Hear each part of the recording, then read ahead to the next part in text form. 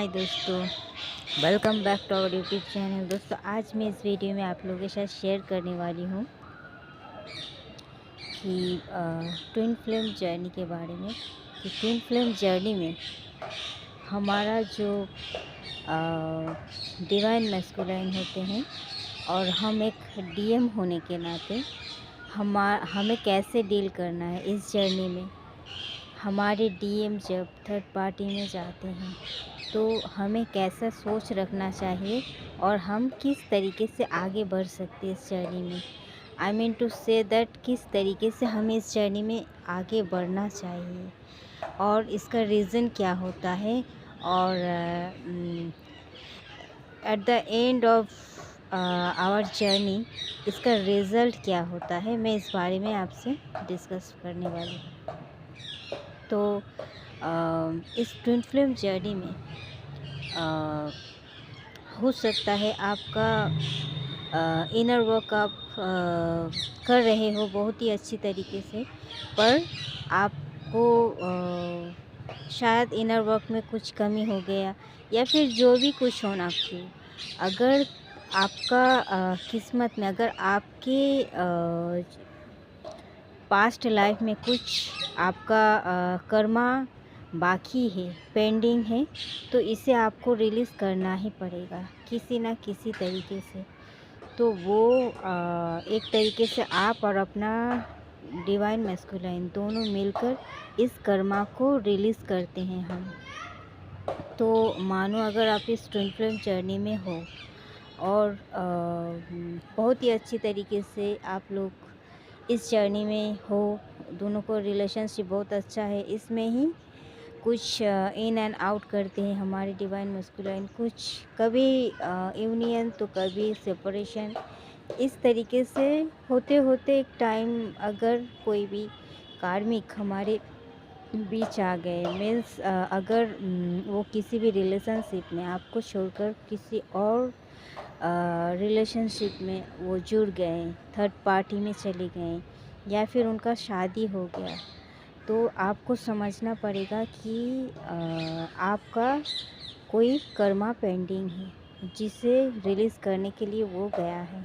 अगर आप चाहते हो अपने माइंड बॉडी एंड सोल से कि उनका साथ आपका रीयूनियन हो, आपका शादी हो, आपका 3D मैरिज हो, तो इसके बीच अगर कोई आपका कर्मा पेंडिंग है तो वो होकर ही रहेगा। वरना अगर आप इनर वर्क कर रहे हो फिर भी ऐसा हो गया तो आपको पूरा एकदम 101% कंफर्म हो जाना चाहिए कि वो अपना कर्मा रिलीज़ करना गया है, ताकि वो कर्मा रिलीज़ होने के बाद आप दोनों का शादी हो पाए, आपका 3D रीयूनियन हो पाए। इसलिए वो थर्ड पार्टी में गए हैं और इसीलिए वो शादी कर लिए हैं।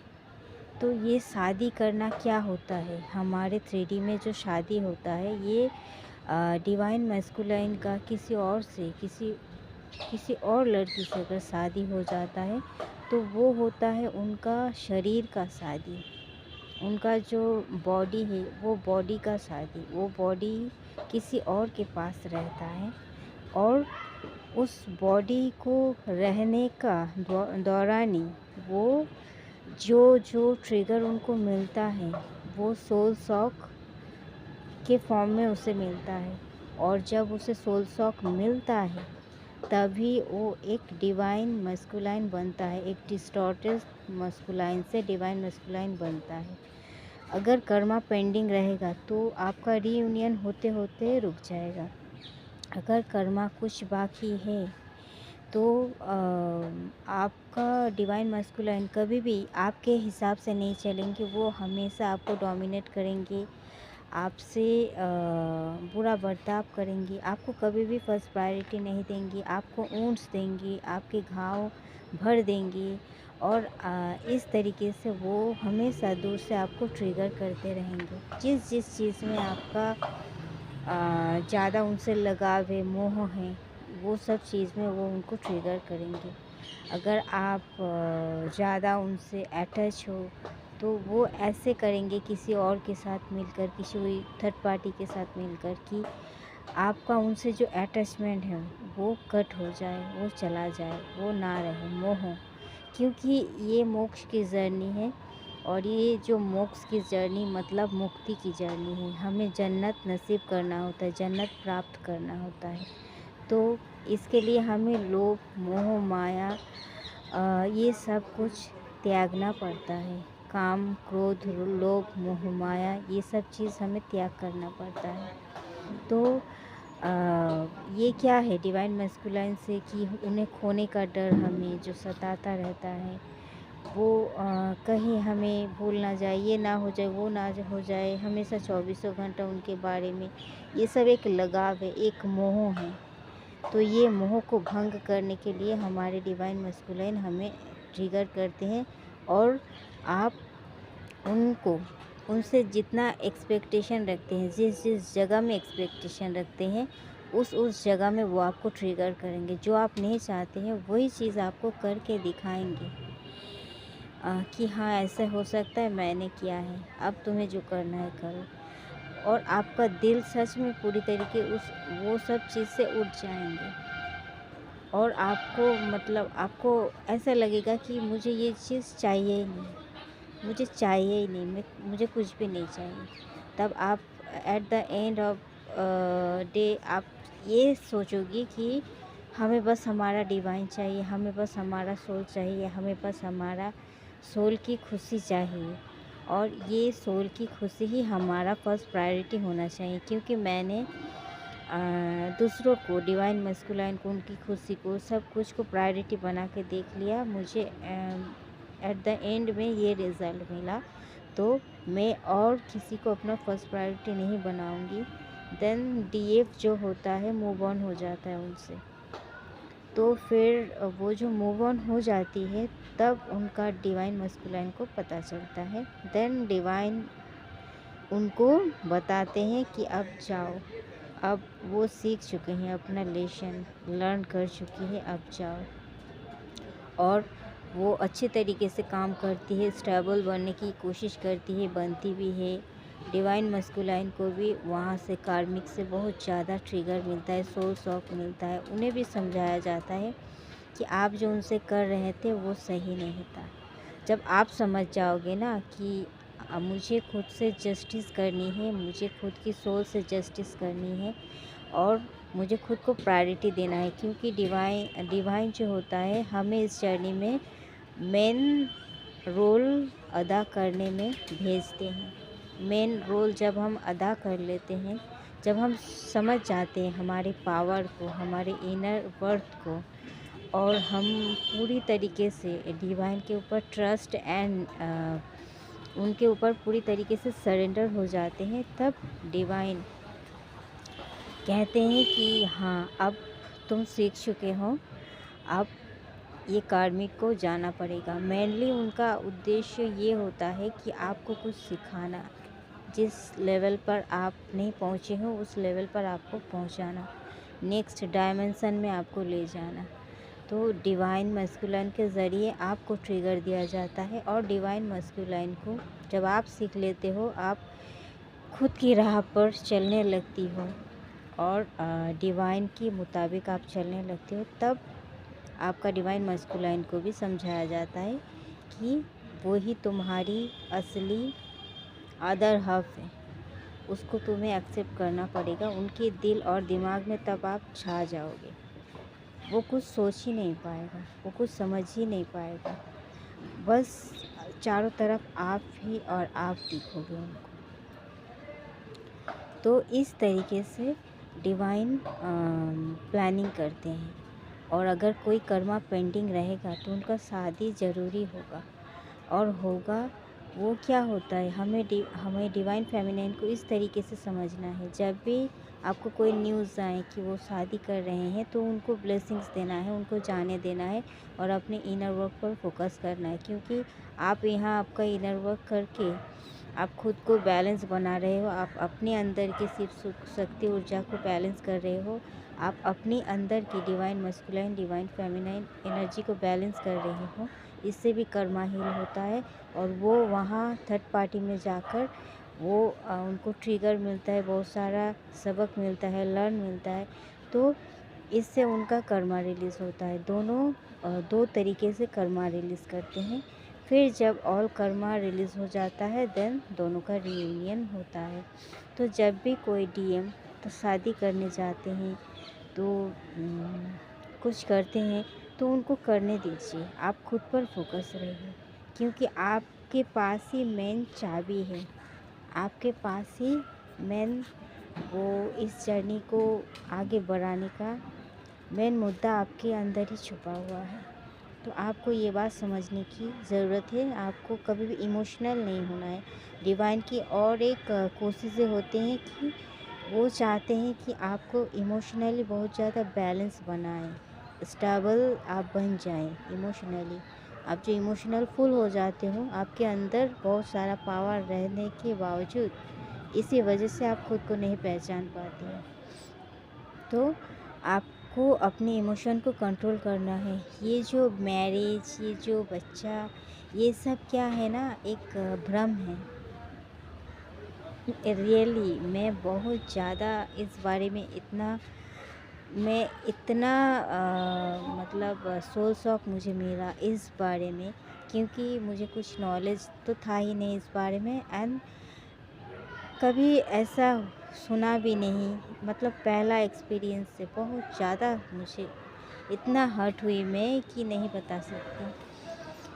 तो बाद में मुझे इस बारे में नॉलेज मिला कि एक्चुअल में जो ये है, ये होता है ना भ्रम, क्योंकि आपका डिवाइन मस्कुलाइन जो है वो आपको ही चाहते हैं, आपसे ही प्यार करते हैं, वो आपके बिना नहीं रह सकते, वो आपके बिना ज़ीरो हैं, वो आपको बताए या ना बताएं, वो आपसे ही प्यार करते हैं, अपना माइंड, बॉडी और सोल से। पर ये बात वो तब आपको बताते हैं जब आपका ऑल कर्मा रिलीज़ हो जाता है, रीयूनियन होने का वक्त आ जाता है, तब डिवाइन उनके ज़रिए ये सब कुछ बुलवाता है, तब वो बोल पाते हैं। अदरवाइज़ उससे पहले उनका थॉट चक्र को ब्लॉक कर दिया जाता है, ताकि वो लव एक्सप्रेस ना करे और ताकि वो आपके तरफ आगे बढ़ ना पाए। ये एक नेगेटिव एनर्जी के फॉर्म में होता है, बट ये डिवाइन का ही प्लान होता है। क्योंकि अगर आप वो कह दिया, आप आगे बढ़ गए, दोनों जुड़ गए, तो फिर कैसे कर्मा रिलीज़ होगा? क्योंकि उनका भी सोल आपको ही चाहता है, आपका भी सोल उनको ही चाहता है। आप जितना उन्हें चाहते हो उससे भी कहीं ज़्यादा वो आपको चाहते हैं, पर उनको इस तरीके से मतलब सामने पेश किया जाता है डिवाइन के द्वारा, अनजाने में ही वो करते हैं। आपको लगता है शायद मैं ही करती हूँ, वो उनके मन में मेरे लिए कुछ नहीं है, बट ये नहीं है, गलत है। कभी किसी कारणवश अगर वो किसी को चुन भी लेता है तो वो एक भ्रम के ज़रिए होता है, और वो भ्रम होता है हमारे ब्लैक मैजिक, वो ब्लैक मैजिक होता है हमारा कर्मा। तो किसी ना किसी कुछ ना कुछ करके उन्हें सेपरेट किया जाता है, फिर कर्मा रिलीज़ करवाया जाता है, फिर हमें रीयूनियन में आगे बढ़ाया जाता है।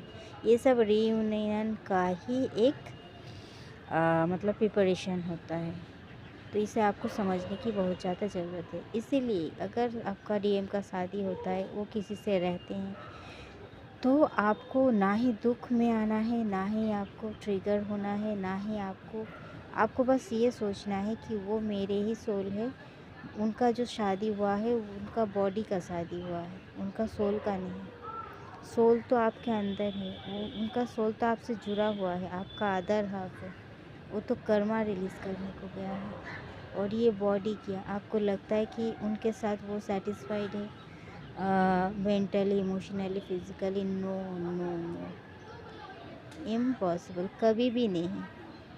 वो अगर है एक मजबूरी के बस है, डिवाइन के प्लान का मुताबिक है, डिवाइन चाहते हैं इसीलिए है। डिवाइन अगर चाहे तो अभी के अभी सब कुछ बदल सकता है एक इशारे में, पर क्यों नहीं बदल रहा? क्योंकि हमारे कर्मा पेंडिंग होता है, इसीलिए ये बात आपको समझनी है। इसीलिए किसी को ब्लेम करना, किसी के ऊपर गुस्सा करना, किसी को कुछ थोपना, ये सब मत कीजिए। ये सब लो वाइब्रेशनल एनर्जी है। क्योंकि जब भी आपका मन में किसी के ऊपर गुस्सा, ब्लेमिंग ये सब आए, तो आप ये बात समझिएगा कि डिवाइन अगर आपके साथ है, डिवाइन अगर चाहे तो सब कुछ पलट सकता है। जबकि ये एक डिवाइन का जर्नी है, तो फिर क्यों नहीं पलट रहा? तो आपके साथ अन्याय क्यों हो रहा है? क्योंकि ये आपका कर्मा रिलीजिंग हो रहा है। तो कर्मा रिलीजिंग अगर जब भी ख़त्म हो जाए ना, तो मानो फिर से उनका आपका रियूनियन हो जाएगा। अगर डीएम को भ्रमित नहीं किया गया, डीएम को ब्लैक मैजिक नहीं किया गया, डीएम को अगर आपसे किसी भी तरीके से दूर नहीं लाया गया, वो डीएम जानबूझकर नहीं करते, उनको करवाया जाता है। ये भी डिवाइन का ही प्लान है। नहीं तो कर्मा रिलीज़ नहीं कर पाओगे। अगर उनको भ्रमित नहीं किया जाए, तो वो कभी भी आपको छोड़ के नहीं जाएंगे। वो सोच भी नहीं सकते किसी और के साथ घर बसाना। इसीलिए उनको कुछ टाइम के लिए भुलाया जाता है। आपको उनका माइंड से आपको मतलब भुलाया जाता है। आपको उनके माइंड से आपको डिलीट किया जाता है कुछ टाइम के लिए। और आपको लगेगा ये क्या, वो तो ऐसा था, फिर ऐसा कैसे हो गया, क्यों हो गया? आपको क्वेश्चन का आंसर नहीं मिलेगा। पर एक्चुअल आंसर तो ये है कि उनका कर्मा पेंडिंग है। वरना अगर उनको भ्रमित नहीं किया गया, इल्यूजन में नहीं डाला गया, उनको अगर ब्लैक मैजिक नहीं किया, और फिर उनका माइंड से आप कभी डिलीट हो गए ही नहीं, और वो आपको कभी छोड़ के जाएंगे भी नहीं। फिर जब ऑल कर्मा रिलीज़ हो जाता है, फिर वो आपके पास लौट आता है। क्यों आता है? आप इनर वर्क करते हो, डिवाइन से जुड़ते हो, तो फिर डिवाइन उनको याद दिला देता है कि जाओ, ये तुम्हारा चीज़ है, मिल लो। यही तो डिवाइन लव के फॉर्म में हमें मिलता है। हमारा डीएम हमें, और डीएम को हम, जो डीएफ है। तो थैंक यू दोस्तों, इस वीडियो में इतना तक ही। मिलते हैं नेक्स्ट वीडियो में, और अगला वीडियो में और सारी इस बारे में डिस्कस करूँगी। तब तक के लिए बाय, लव यू।